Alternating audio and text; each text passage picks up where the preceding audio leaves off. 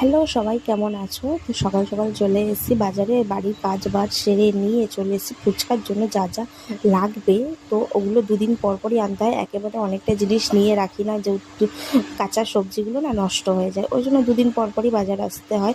তো এখানে আমি আর আমার বর একদিকে বর বাজার করছিল, একদিকে আমি করে নিয়েছি ফুচকার যা যা লাগবে নিয়ে নিলাম। আর এদিকে রাত্রিবেলা হবে খাসির মাংস, ওই জন্য একটু খাসির মাংস নিয়ে নিলাম।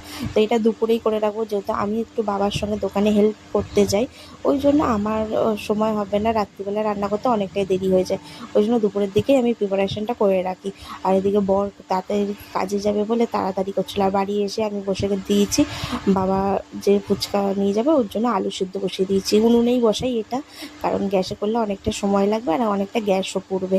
আর এদিকে ফুচকাটা রোদ্দুরে, আর ওই দেখা যায় আমার সেই স্ট্রবেরি গাছে স্ট্রবেরি পেকে গেছে, কালকে পারবো তোমাদের সঙ্গে শেয়ার করব কেমন সুন্দর আর কি বড় বড় হয়েছে এবারে।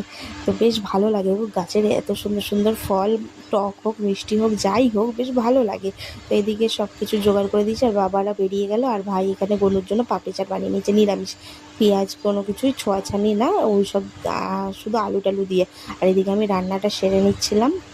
তো মাংসটা কি সুন্দর দেখতে লাগছে না, কষানো হয়ে গেছে।